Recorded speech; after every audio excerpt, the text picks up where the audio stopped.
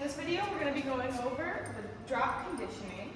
So one of the things that I've really noticed with Rafa is that he likes to pick things up, pretty much anything that will fit in his mouth. And if it's squishy, extra points. So we want to make sure that we're working really hard on drop conditioning and leave it, because a dog can't eat and have a toy in his mouth unless he's really talented. So we're going to try and use that in our favor. What we're going to do to practice this is conditioning. And all we're going to do is we're going to say Rafa drop, wait a heartbeat, toss food. And all he needs to do is go eat that food. That's it. So I'll take 5 to 10 pieces of kibble from his breakfast, from his dinner, or I'll take some of the raw food and use that in a space that I might I'll clean up afterwards, obviously, so it's not on the floor. But something high value, and if he does have something in his mouth, what you're going to do is you're going to say drop, and then you're going to take a whole bunch of cookies and throw them on the floor in a scatter. That tends to be a little bit more distracting and more likely to grab their attention in the beginnings, especially, or with a puppy who has a hard time, like, well, is it really worth that one piece of kibble? Like, no. So another thing that I want to keep in mind is if I'm going to be taking something away from him that's fairly high value, like a sock or something he's not supposed to have, I'm going to want to make sure that whatever I'm using as a treat is higher value or equally high value as the thing that I'm taking away.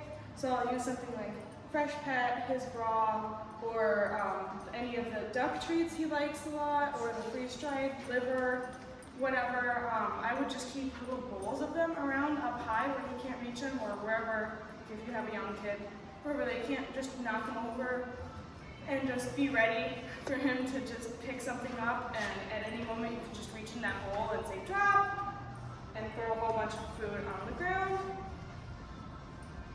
So again, the condition, drop, drop, drop,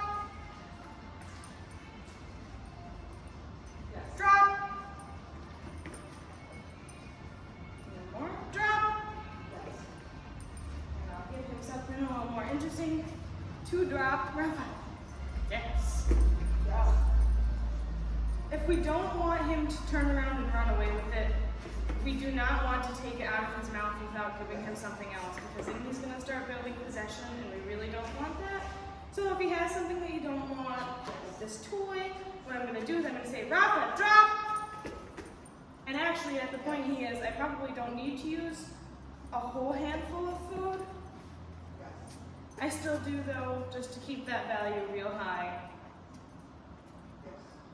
So again, I'm going to fun thing on the ground. Let him get it for a minute. Oh, that's so fun. Oh my gosh. Rafa drop! Oh, that was so nice. So that's just what you're going to practice. After you've worked on conditioning for a little bit, I would just bring out something fun that I would use a regular toy that he can have, so you're not reinforcing him just taking something that he's not supposed to. But just practicing saying drop, and putting a scatter on the floor in exchange for him dropping his fun toy.